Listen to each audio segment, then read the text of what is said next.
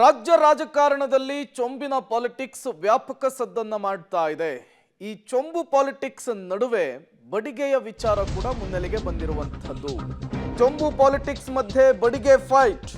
Guarantee ನಿಲ್ಲಿಸಿದ್ರೆ ಬಡಿಗೆ ತಗೊಂಡು ಜನ ಹೊಡಿತಾರೆ.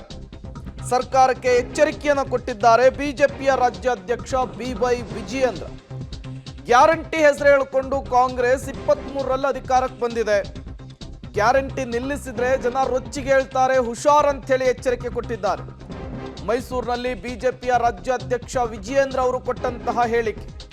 ಈ ಸರ್ಕಾರದಲ್ಲಿ ಯಾವ ಅಭಿವೃದ್ಧಿ ಕಾರ್ಯಗಳಾಗಿದ್ದಾವೆ ಅಂತ ಹೇಳಿ ಪ್ರಶ್ನೆ ಮಾಡಿದ್ದಾರೆ.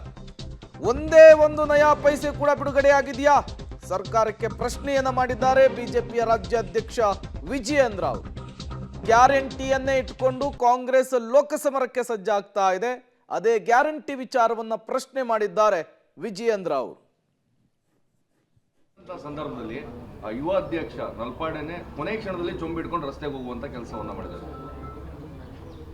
ಚುನಾವಣೆ ಮುಗಿದ್ಮೇಲೆ ಅದೇ ಪರಿಸ್ಥಿತಿ ನಲ್ಪಾಡಿಗೂ ಬರ್ತದೆ. ಕಾಂಗ್ರೆಸ್ ಪಕ್ಷದ ಮುಖಂಡರು ಕೂಡ ಚೊಂಬಿಡ್ಕೊಂಡು ಹೋಗ್ತಕ್ಕಂಥ ಪರಿಸ್ಥಿತಿ ನಿರ್ಮಾಣ ಆಗ್ತದೆ.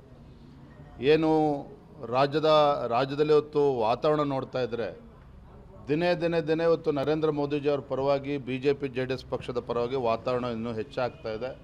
ಹಾಗಾಗಿ ಚುನಾವಣಾ ಫಲಿತಾಂಶ ಬಂದ ನಂತರ ದಿನನಿತ್ಯ ಚೊಂಬಿಡ್ಕೊಂಡು ಕಾಂಗ್ರೆಸ್ ಪಕ್ಷದ ಮುಖಂಡರು ಹೋಗಬೇಕಾಗ್ತದೆ ಅಂತ ಪರಿಸ್ಥಿತಿ ಬರೋ ರೀತಿಯಲ್ಲಿ ರಾಜ್ಯದ ಮತದಾರರು ಉತ್ತರವನ್ನು ನೀಡ್ತಾರೆ.